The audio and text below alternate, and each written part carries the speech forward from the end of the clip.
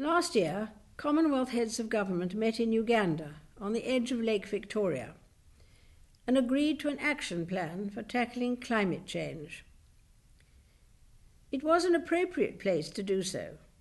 From there, the waters of the River Nile begin a 3-month journey to the Mediterranean. The Nile, throughout history, has served humankind in many ways. But for all its impressive size and importance, this river is a fragile ecosystem, and its vulnerability grows with the number of people dependent upon it, so that a single incident of pollution upstream may affect the lives of countless numbers downstream. The example of the Nile illustrates many of the challenges facing the global environment as a whole, which cannot alone sustain our lives as once it did. The competition for fresh water by a growing population is itself becoming a source of potential conflict. Our own attitudes to the environment and the use we put it to may have consequences for people on every continent and for every ocean and sea. The impact of pollution falls unequally.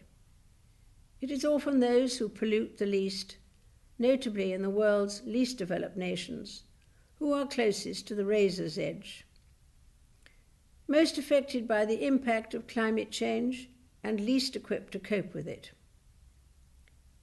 And it is important to remember that the environmental choices available in some countries may not be an option for others. In some parts of the world, for example, fossil fuels can be used more sparingly, and buildings can be made of more efficient, sustainable materials. But it is far harder to expect someone to adapt if he or she relies on the trees of a local forest for fuel, shelter, and livelihood. If we recognize the interests and needs of the people who are most affected, we can work with them to bring about lasting change. Happily, this approach has always been a strength of the Commonwealth.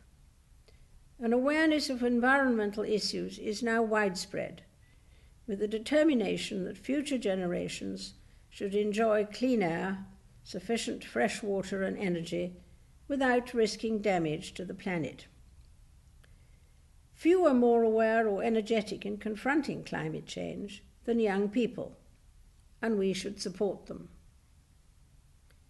In the Commonwealth, governments, businesses, communities, and individuals should each strive to match words and good intentions with deeds. Every contribution has its part to play.